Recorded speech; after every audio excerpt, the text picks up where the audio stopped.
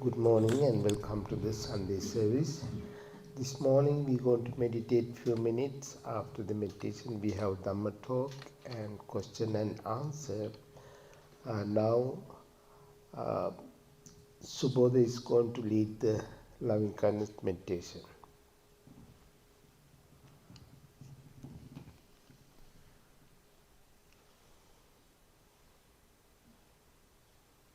Let's get into a comfortable position. Close your eyes and take a couple long, deep breaths.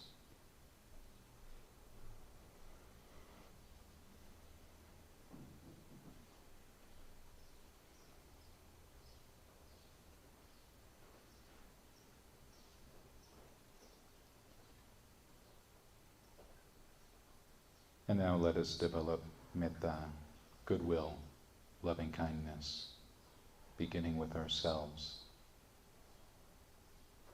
This is a sincere wish, a wholesome desire for our true and lasting happiness. We might think to ourselves, may I be happy, may I be peaceful, may I be free from stress and pain, free from suffering. May I live with a heart and mind unburdened by greed, by aversion, by delusion. May I look after myself with ease.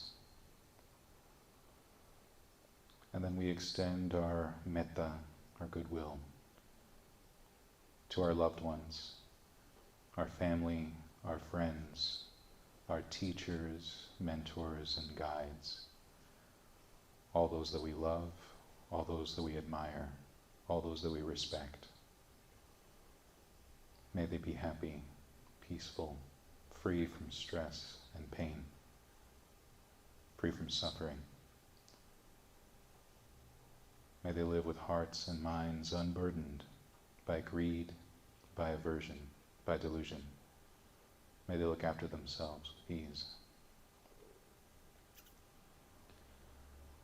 And then we extend our metta to our acquaintances, those that we like but don't know so well. May they also be happy, peaceful, free from stress and pain, free from suffering. May they live with hearts and minds unburdened by greed, by aversion, by delusion. May they look after themselves with ease. And then we extend our metta, our loving kindness, our goodwill, to those that we have difficulty getting along with, those that we have difficulty admiring or respecting, even those that may call us enemy. May they be happy, peaceful, free from stress and pain, free from suffering. May they live with hearts and minds unburdened by greed, by aversion, by delusion. May they look after themselves with ease. And so it is in this spirit of admirable friendship with all beings that we extend our metta in all directions. In front, behind, to the right and left, above and below, outward into infinity. May we all be happy. May we all be peaceful. May we all be free from stress and pain, free from suffering. May we all live with hearts and minds unburdened by greed, by aversion, by delusion. May we look after ourselves with ease. And now with our hearts and minds uplifted with the metta that we have cultivated, let us now turn our attention to the breath. Ardent, alert, mindful, setting aside greed and distress with reference to the world. We become aware of the breath coming in and going out. We become aware of the quality of the breathing, whether the breath be long or short, deep or shallow.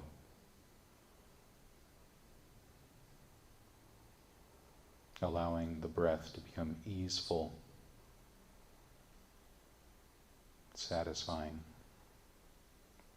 become becoming well established in the breath.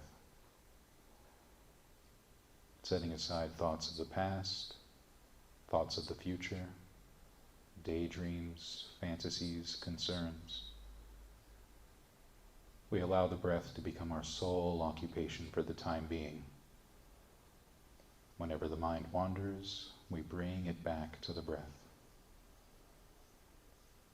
using the breath to connect body, heart, and mind. Let us continue in this practice of mindfulness of breathing for the remainder of the meditation. Continue meditating in this way until you hear the bell.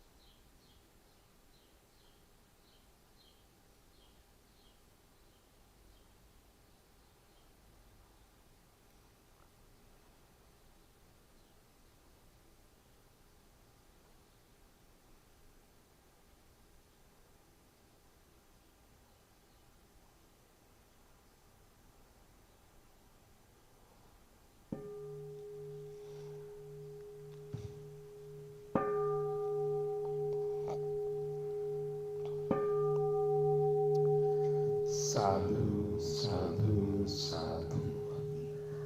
Thank you, Subodha, leading the Metta meditation. Now you can start your Dhamma talk. Thank you, Bhante.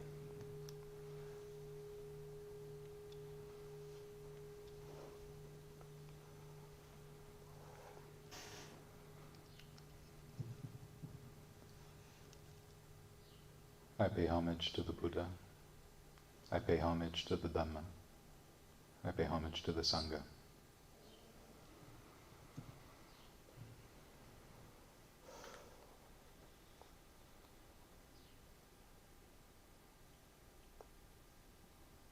A few weeks ago, I came across an article that was critical of the most recent season of The White Lotus.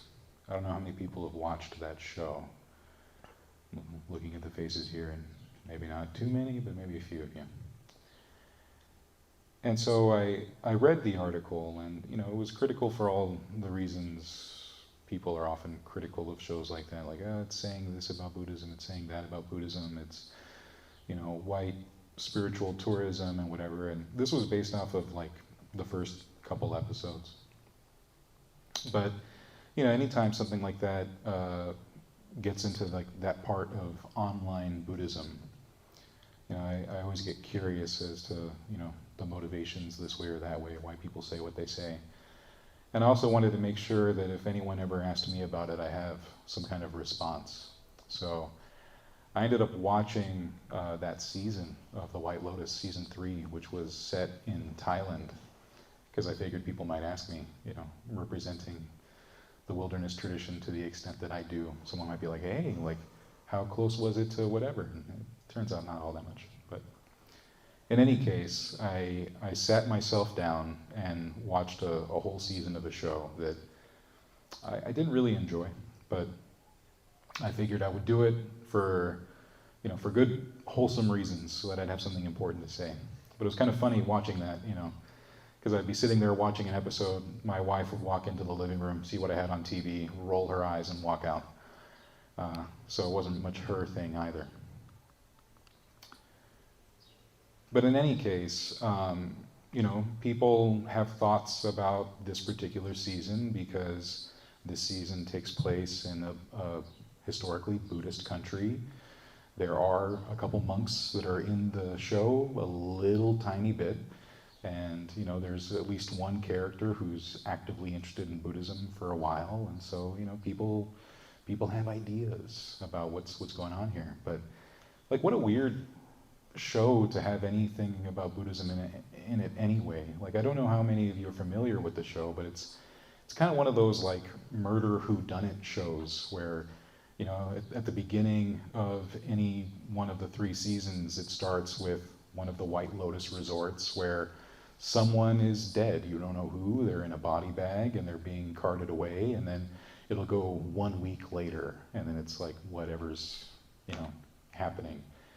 And the gist of it that I've gotten from my little exposure to it is it tends to be a lot of really complicated people living in the gray areas, but mostly kind of awful people. And it has a bit of an upstairs downstairs dynamic, because there are the people who are there enjoying the resort, and then there are the people working at the resort, and there's that whole class dynamic of what their life is like and what the other people's lives are like and everything. And that's still pretty much what the show is, even when they bring it to Thailand. It's not like they changed up the formula. The only difference I saw is that you have one person that likes to do yoga and meditate a little bit, and there's a bunch of B-roll footage of monkeys in the forest and the jungle. Because I think the creator of the show, Mike White, I think, was playing around with the idea of, like, monkey mind and like human nature, and we're basically just animals, and there's the kind of see no evil, hear no evil, speak no evil kind of stuff going on too. Either way, it was kind of strange in that I thought this was going to be like the Buddhist season, because everyone kept telling me that it was. And it's really not. It's just a lot of people living their lives, usually making really poor and really, really unfortunate choices. And then one character, with her family, visits a monastery a couple times, and then that's pretty much it. But I will focus on that part, because I think that's the part that people will wonder what I think about. Because here they are, this very affluent East Coast family. They're in Thailand. The daughter's in her early 20s, and she's in college, and she's interested in Buddhism, and so she's dragging the family to Thailand so she can go visit a monastery. And then, you know, they got whatever actor to wear the traditional robes and say some stuff that sounds vaguely Buddhist. And one part in particular struck me as really funny, because so much of it was just sort of generic meditative advice. You know, the monk is sitting up there, and he's on his little dais, and there's a bunch of white 20-somethings sitting in front of him, and he's just like, yes, you're watching your mind, you know, thoughts come up, and you watch them come up, and you watch them go, bye-bye. Like, that's how cute, adorable, little old monk saying that stuff, right? But then it stops being cute at another point in the story. In fact, this actually takes place earlier, where there's one character who is contemplating taking his own life. And he decides to talk to the monk, and the monk doesn't know any of this. He doesn't know what's going on with this guy. But this guy asks the monk, hey, you know, what happens when we die? And, you know, the thing is that if you ask some monks, perhaps they might have like a whole sort of lesson on that. Like, you know, they, like certain traditions, for example, in Tibet, like they have like the whole, you know, book of the dead and all that stuff, and the space in between this life and the next life, and all the different existences you might go through. There's a whole like course that they have on that. But then you ask other monks, and it's like, hey, you know, like what happens when we die? And they'll be like, I don't know, I haven't died yet, you know, something like along those lines, right? And there's a kind of a middle ground there, which is like, well, whatever happens, it's determined by your actions. It's determined by your karma. So if you're afraid of where you might end up in the next life, or after you die, just make sure that whatever you do with the time you have, be skillful, you know, do good things, be generous, give, you know, cultivate good qualities in your mind. As you approach death, try to have a mind that is free of greed, free of aversion, free of delusion, and, you know, all that kind of stuff. And that would be really good. But then what this monk says is something so wild and so strange and so foreign to me that I was shocked as I saw it, because, you know, what this monk essentially says is that, oh, well, you know, your life is like a drop of water up in the air, like as like the waves are crashing, and then like, you know, the drop falls back into the water, and it's like, oh, you just come home, right? Which, okay, that's fine. A lot of people have those kind of beliefs. You know, they think they're a drop of water and they return to the ocean, one with everything kind of stuff. But when you're talking to someone who's considering ending his life, that might not be the best advice. Telling him that, like, yeah, dying's actually super cool, it feels really good, and then you're just like home forever. And so he tells this guy this, and he's just like, wow, I think this monk's the real deal. That's what he keeps saying for like the remainder of the show, is how I think this guy's the real thing, because he's telling me it's okay. Whatever happens, however I die, whatever I do, it's all good, because I'm going home, right? Which was just so strange. And so I got curious, like, okay, Mike White is the creator of the show. He writes, he directs. This is his baby through and through. I was like, okay, well, clearly he wasn't all that interested in being accurate in his depiction of Thai monks. Like, why might that be? And I found out that Mike White, before making the show White Lotus, which is like a big hit, apparently a lot of people really like it. I don't know how people feel about this season, but I've heard that the first couple seasons people really enjoyed. Well before that, he had another HBO show called Enlightened, where I think it's Enlightened. It's Enlightenment or Enlightened. But in any case, it's like Laura Dern, and she has this big mental, like this big crash out, like this. So she blows up at work in a really bad way. And so she ends up going on some kind of like healing restorative retreat in Hawaii, and comes back sort of like high and mighty, better than everyone. She's just so convinced that she's like, you know, enlightened now. And she tries to like fix the lives of those around her and kind of fix the company that she ends up going back to and whatnot. And so it's one of those weird shows of someone who pretty much is convinced they've got things figured out. They really don't, and they try their best anyway, but all in all, a very flawed character, better than they were before, but still extremely flawed. And there was an interview where they were talking to Mike White, and he was basically saying, like, well, it's kind of based on what happened to me. Like, I had this big outburst at work one time, and it kind of destroyed my reputation, and I read a bunch of what he coined Buddhist self-help books, and then that kind of got him back on track, so to speak, and he went back and went back to work and everything. And so, that show was successful for a while. I think it was on for maybe a couple seasons or so. I'm not really sure. And then he ends up doing White Lotus, where it's more of like similar characters. Like, there's a lot of people with good intentions, a lot of bad intentions, but they're all just sort of flawed characters. And so in this one season that's meant to have some Buddhist themes, where I definitely think he was trying to touch on what we traditionally call like the three poisons, but we might just say that there are these three unwholesome qualities that are the stems from which, like the roots from which all other unwholesome hindrances arise, which you've also heard me say in every loving kindness meditation, which is, we're trying to have hearts and minds free of greed, aversion, and delusion. And so you look at the main stories in this particular season of the show, and you see people definitely struggling with greed. You see people struggling with aversion, certainly in the form of hate and anger, and you see delusion and ignorance in many of the characters.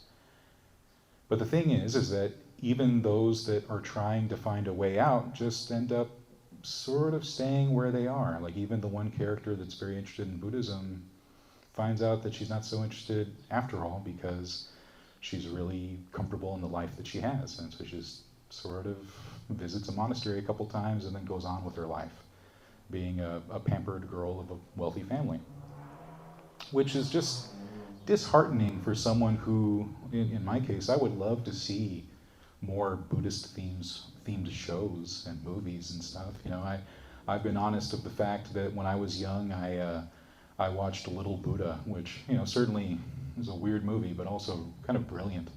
And it was the movie that when I was 8 years old made me realize that, like, whoa, Buddhism's a thing. I would hate for the White Lotus season 3 to be the thing that does it for someone else. Like, hey, Buddhism's a thing. Like, maybe not this Buddhism.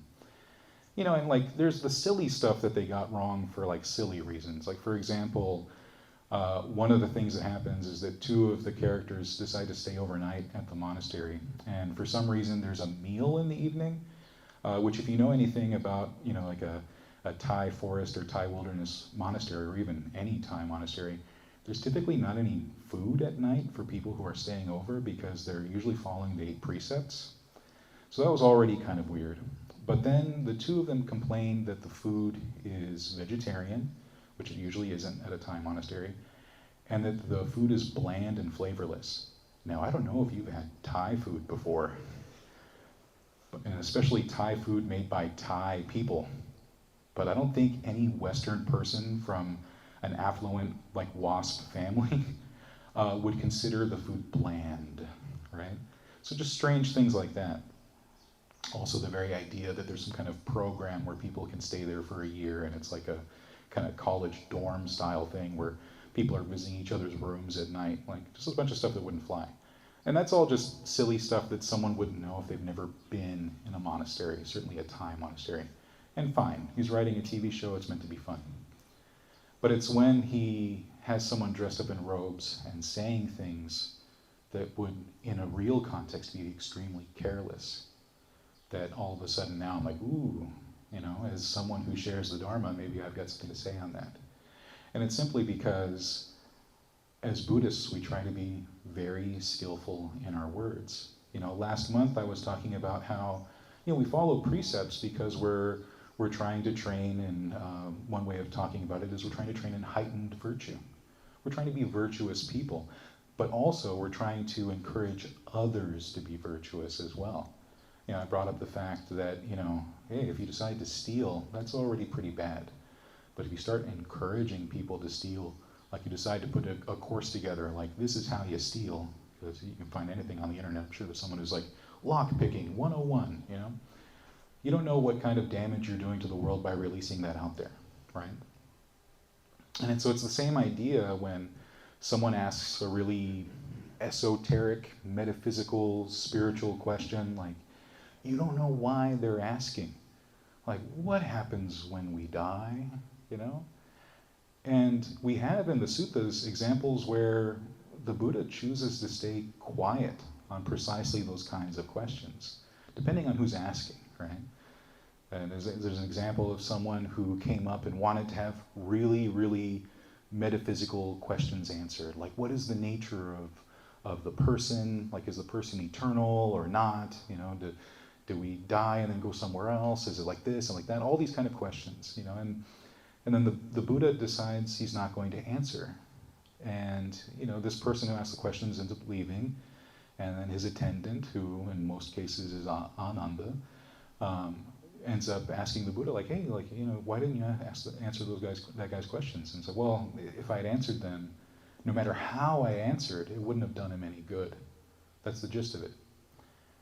And I'm someone that used to be extremely into philosophy. In fact, I have a bachelor's in Western philosophy. That's how into it I was. You know, where everyone else was doing something really practical with their time in college, I was reading Descartes, you know, Sartre, and even older, because I was really interested in ancient Greek philosophy. So I was reading not only Plato, but I was reading like Neoplatonic people like Plotinus and his Enneads. And if you ever want to like give yourself a migraine, go ahead and open up the Enneads. It'll do the trick really well. But at a certain point, as I continued to practice and found teachers that I really respected and admired, those that I really wanted to emulate, those were precisely the ones that refused to look at Buddhism as a kind of philosophy. That they didn't want to get into those kind of sticky conversations. Instead, they tend to look at the path, and now I do too, as more like an apprenticeship. You're learning skills. So it's less like sitting at the foot of Socrates, let's say, or Aristotle. And it's more like being an apprentice to like a blacksmith or a goldsmith. And the goldsmith is actually really helpful because that's an example that the Buddha gave too. He had a goldsmith story, you know, a lesson talking about how we train our minds, how we develop skillful qualities, and we're like the goldsmith that knows how to heat the gold to the right temperature, to know when the gold should be cooled down, when it should be heated up more, how to remove impurities from the gold until the gold is shining and pure and useful and malleable. It can be shaped into whatever it needs to be shaped into. And that's precisely what we're doing with the mind. So when we have these kind of questions come up, and you know, so many people do, one way or the other, and so many people not only have questions, they think they have answers. I can't tell you, throughout the course of my relatively short life, although it's getting longer by the day, how many people have had an answer to those kind of questions? Well, I know what happens when you die. I know what happens when I die. I know what heaven is like. I know what hell is like. I know what this is like and that is like. And you have to wonder, like, well, how do you know? You been there? Like, were you on the 605 one time and you took the wrong exit and oh, there you are, hell. And I was like, no, that's just the city of industry, you know, something like that. But like, you know, I mean this in all honesty, you know, we want to set those questions aside for a good reason. The Buddha said as much in his handful of leaves. One time he was sitting with a bunch of his disciples in, you know, a beautiful grove of trees. And there were leaves in the trees, leaves on the ground, and he decides to pick some up, and he holds them in his hand. And he says, yeah, you know, like I, through my release, through my awakening, have learned all kinds of things. But what I teach is what is in my hand here, these handful of leaves. Everything else is set aside because it's not pertinent, it's not relevant to what we're trying to do, which is that triple training we've talked about before. Heightened virtue, heightened mind, heightened discernment, right? To say it another way, you know, we're working on conduct, we're working on concentration, and we're working on wisdom. And that's it. That's a very personal thing. It's not a philosophical thing. It's not a metaphysical thing. And not to say that Buddhism doesn't have all of that as well, because it does. You can't talk about karma, and you can't talk about rebirth without having some kind of faith in that process. But it's always brought back to the person. It's always brought back to our mind and our heart and how we're living our lives.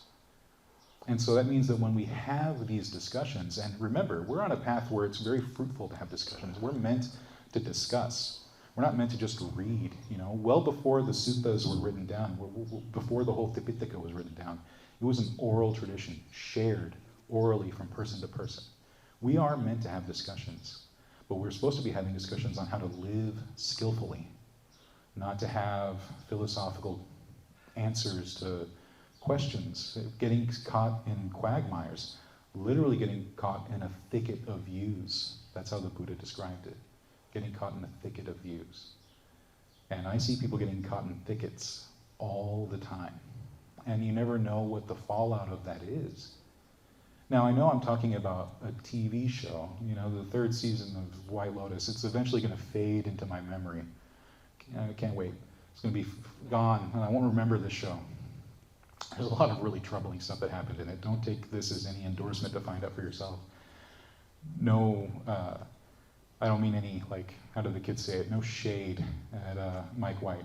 I just think that if people are serious about Buddhism, they shouldn't be looking at shows like that to teach them anything relevant about the Buddha, about the Dhamma, and about the Sangha, because you won't find it there.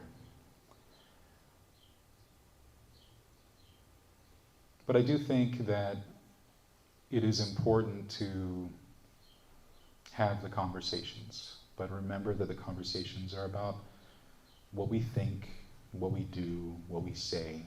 Keep it practical in that sense. In fact, that's a point I've tried to make for a long time. I'm grateful that message seems to be received. I remember one time someone leaving a comment about what I share online. It's like, it always makes it so practical. And the thing is I can't really take credit for that, because that's what I find in my teachers and their teachers, and I find in the canon itself. That it is deeply practical, because what you're learning to do is learning how to act, in every sense of that word. Learning how to act, learning how to be. And so, when someone like this comes up with a question like, what happens when we die? I don't know. I'm still figuring out how to live. That might be how we respond to something like that. That's what we're learning how to do. We're learning how to live skillfully.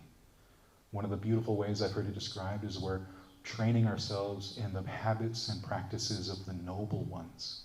The noble ones are the disciples and the Buddha himself, who have become fully released from all suffering, released from all sadness, released from all stress. So we're learning how to be happy. And happiness happens in the present moment, right here and right now. So rather than speculating on what happens in the afterlife, we think about our actions right now. And if our actions are good, then, as the Buddha said, he said this in the Kadama Sutta, right? He says, well, if there's no afterlife of any kind, no other life, no future life, and you've been skillful, then as you approach death, you can take a sigh of relief, knowing, I've done good in the world. All right. And that's my legacy. But if there is an afterlife and future lives based on karma, action, then you know that wherever you're going, it's going to be somewhere that at least is as good as what you had right now, and hopefully better. But you don't want to just rest on that. You want to keep developing all the way until the very end. Many Buddhist traditions talk about how the very final thought, your last thought, which means your last intention, carries special weight into what happens in the next life. Some traditions say that your last thought is your first thought in the next life. So they often say, okay, make sure it's a good one. And the only way we can do that is if we do this practice of developing our minds and learning how to pick and choose the kind of thoughts that we have throughout the day, which is something that we can learn. So much of the time we think that our thoughts just bubble up like a spring. We have no control over what happens in our minds. And that lack of control is more an issue of habit, because we do have the ability to control our thoughts. Not entirely. There's always still going to be little silly things that pop up. You can be really skillful and developed after years of practice, and You'll be sitting and your mind's mostly still, but then in the back somewhere there might be like, toaster strudel. I don't know why, but it's there, you know? And that stuff is okay, but you learn how to relate to that differently as well. You don't attach to it, you don't hold on to it, you don't pull it and decide to investigate it in several ways. You're able to switch, move away from those thoughts. And the more you do that, the more you don't have those thoughts come up in the first place. During the meditation we had this morning, that was one of the things that came up in our discussion, which is that the mind, in a Buddhist sense, is one of our senses. And we know, oftentimes, after enough meditative experiences and lessons, that as we meditate, we want to have a still mind. We're trying to stay concentrated, mindful of our object of meditation. For many of us, it's often the breath. And so whatever we smell, whatever we taste, whatever we hear, anything, we learn to just let that stuff fade in the background. We're not curious about it. We can just tell ourselves that some sensation has reached a sense door and leave it at that. That's actually one of the lessons from Sariputta. But what we forget is that because the mind is a sense as well, we can also do that with thoughts that come up. Thoughts that are pulling us away from the skillful qualities we're trying to nurture, trying to cultivate. You know, we often think that whatever comes up in our mind is us. We have to claim it, we have to own it, and then we have to play with it, entertain it. And you don't have to. One of the most practical ways we can take the teaching of not self is to apply it to those moments. When something arises in the mind that we know is unskillful, that is pulling us away from the good qualities we're trying to cultivate, we can take a look at it and say, this is not mine, this is not me, this is not myself. We don't have to own it. And then we can move on. Switch to something else that we do want to claim. This is a part of this apprenticeship I was talking about earlier. We're learning various skills. And even though eventually we have to give up all identity and all things that we claim as I, me, and mine to be fully released, along the way we're learning how to be selective. My teacher likes to talk about it as trading candy for gold. You know, we have all this useless, sugary nonsense that we're feeding ourselves with, and we have to learn how to give that up to take on something more valuable. And it's the same thing as we cultivate. We're learning to let go of things that we should not claim as I, me, or mine. But there's several things right now as we're developing, cultivating in our hearts and in our minds, that are worth holding on to, worth saying, yes, this is me. This is where I choose to stand. So, I think that's pretty much it for today. So I want to thank everyone for being here, for listening, and I invite whatever questions or comments, commiserations, if you want to show, you might have. Thank you.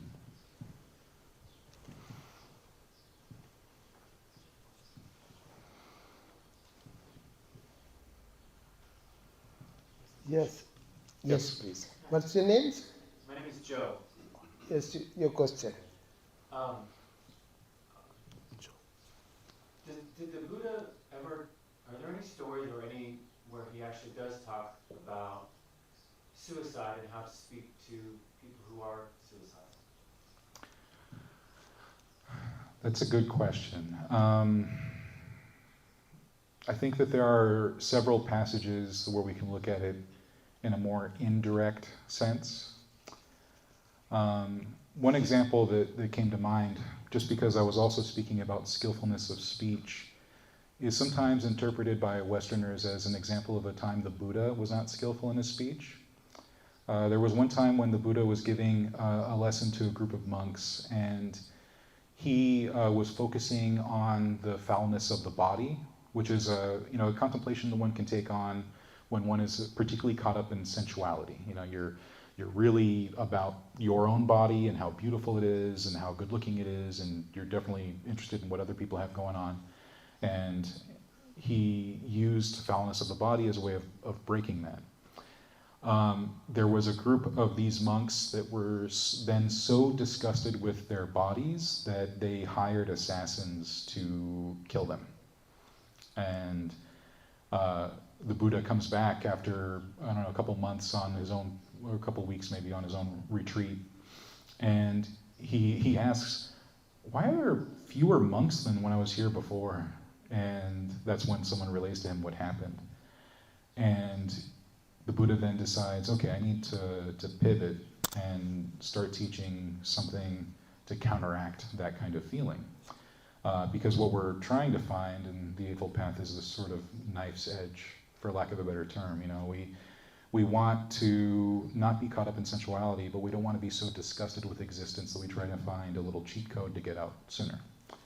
And so he ends up teaching a way to abide in pleasant sensations while meditating, and using that as a nourishment, a kind of food that one can use to be able to have disenchantment and dispassion without total disgust and wanting to end one's life. So one might say that if someone wants to find a way out, they're dealing with suicidal ideation, something like that, sometimes it's useful to remind them of how life can be pleasurable sometimes, how there are things worth holding on to, things worth developing. It gets tricky though, because you know when something like that is going on with someone, there isn't always like a good rational way to break through with them. You know, when those of us on the path come across people like that, it's important to remember that we're not specialists in that way. Like I do have some psychological training, but like not enough to really weigh in too much. But I do think that the Buddha overall was not encouraging that kind of action. He would often say that those that end up giving into that are creating for themselves craving for non-becoming, which is one of the three types of craving. We have craving for sensuality, we have craving for becoming, and craving for non-becoming.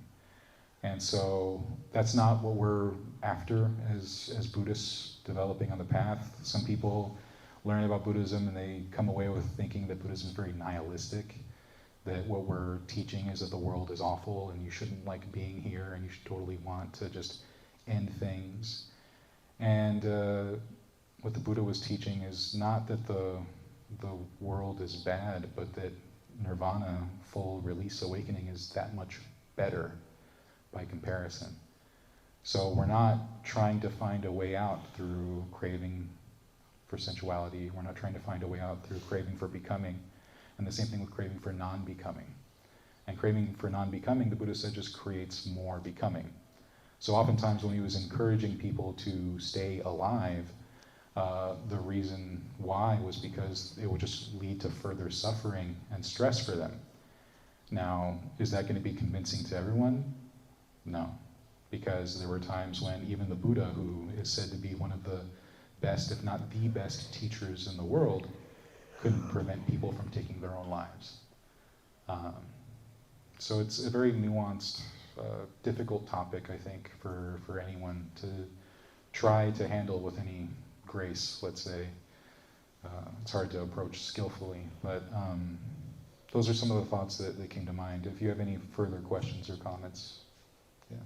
No, I asked because I volunteer for the suicide hotline, and so I often think about the Buddhist teachings when I'm talking to people, and every once in a while someone is open to it or has some experience with Buddhism, and I've never really heard what the Buddha's take on it was. So I was curious. Yeah, this touches upon a particular nitpick I have with modern interpretations of Buddhism, which is often thinking that Buddhism somehow anticipates modern psychotherapy, which it just doesn't. It isn't, and this is one of those moments where you can see it in stark relief, that what we might find really useful for living a skillful life, living a happy life, may not be enough for someone who's really struggling in that way, Recently, I heard a Dharma teacher say that one should even refuse medications because meditation is enough.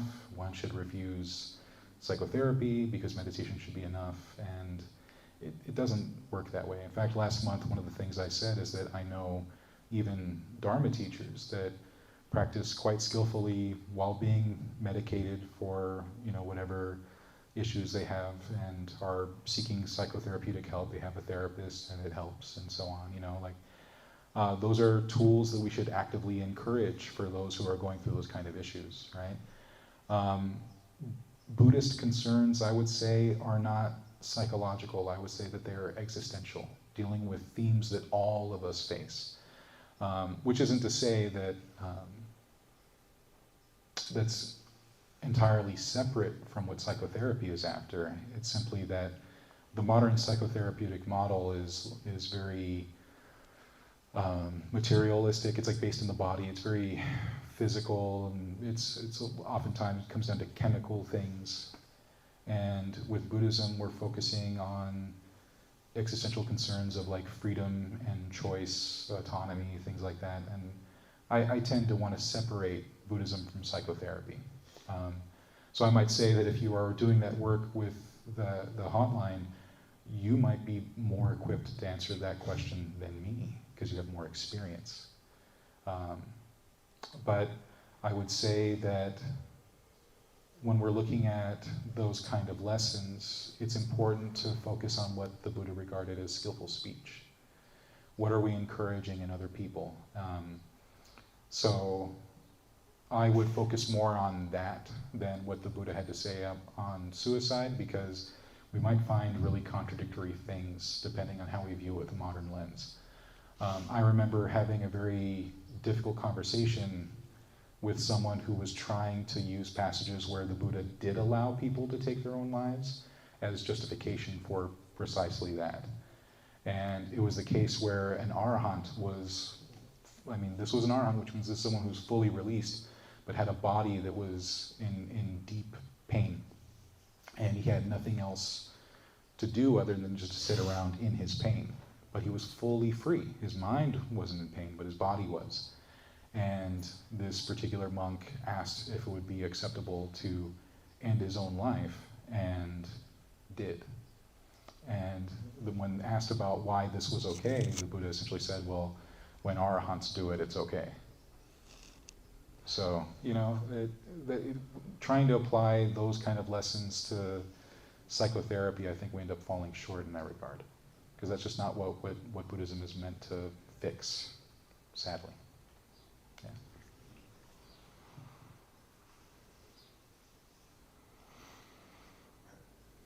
Yes, hello. Yeah. Can I ask you a question? It's because it's about a Buddhist temple in Sri Lanka. In the Atanagala, the king of Sri Lanka, he committed suicide. And the place where he committed suicide, they built a temple there. Yes. So why did he have to commit suicide? Well, that is different story, because the king was hiding somewhere, and somebody else is ruling that kingdom that time. That other person gave the announce, if somebody bring that former king's head, they will give some kind of gift or something like. So that's why it's like it's miracle. It's kind of not really it's the historical one, but they are historical. But they say they suicide and they give the head to the other guy. That's the story. Anyway, this is I hear a lot of story about suicide the people, even suicide the monks. Recently, like 10 years ago, I believe in one of the Sri Lankan monk, he suicide because he's against to the killing animal, and he's saying something like, don't kill any cow or whatever, and he suicide just front of the temple. So I hear a lot of some suicide monks in India, in Tibetan monks, because of the political or whatever reason. So I think that basically the suicide is kind of, breaking the precept, because this body is not belongs to me. If it is belongs to me, I can control my body, but I cannot do it. So even taking my own life is kind of, caution. I'm saying the bad thing, basically, I cannot say the Buddha did not say exactly. I don't know about that much what Buddha talk about that one, but which is kind of cannot give a good answer, basically, but which is suicide is not the solution, not the good ideas. I think we can talk after the service because almost 12 o'clock right now. If you have any question, you can ask. We have to do something else also. Well, Yes, I just wanted to clarify one thing with that one arahant. His mode of escape at that point, I believe, was he refused food. So that's how he ended his life as an arahant with an illness. So he just stopped eating. Because I think before I might have said something about a knife, and that's more the assassin's story I said earlier. I didn't want to get that confused. So the arahant just stopped eating and then eventually faded away. All right, thank you, Subodha. Thank you again for everybody. We're going to chant the page 4 and page 10. After that, we have to do some work here also, and then somebody is going to help to us. We're going to change everything here and go and put new tatami here. Yeah. So we'll see after the service we can do. If you have any question, we can talk that time also. Thank you again, and we'll chant the page 4 and page 10. Namo tassa bhagavato arahato samma sambuddhassa. Namo tassa bhagavato arahato samma sambuddhassa. Namo tassa bhagavato arahato samma sambuddhassa. Buddhang saranam gacchami, Dhammam saranam gacchami, Sangham saranam gacchami. Sentient beings are numberless. I vow to save them all. Deluding passions are inexhaustible. I vow to end them all. Dharma gates are limitless. I vow to study them all. Buddha's way is supreme.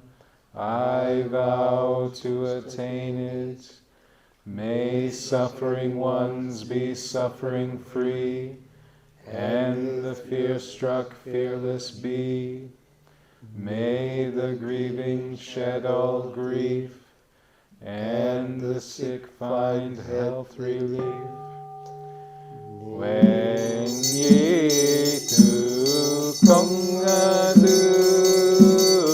pokap punya te ngadam tu chong sangye gai kong tai pada.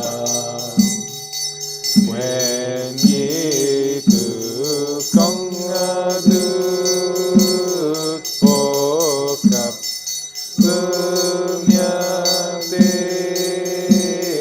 ngadam tu chong sangye gai kong tai pada.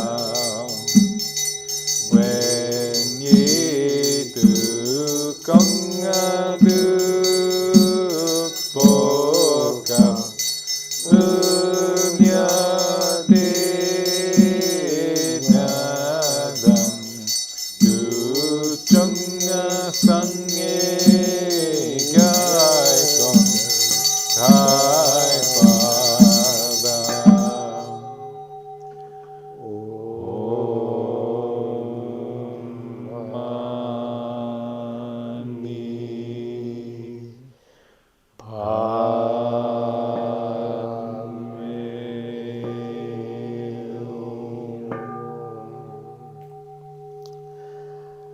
thank you again for everybody. Next Sunday, Reverend Ratana Sara, youngest monk, he's going to give a Dhamma talk. So make sure to come everybody. So he likes to see everybody when he's giving Dhamma talk. So thank you again for everybody. We have tea and cookies. I think we have a special candy also, CS candy. One of our good friends bring the CS candy, so we can have tea and cookies also. By the power of the Buddha, Dhamma and the Sangha, you all be well and happy. Sadhu, sadhu, sadhu.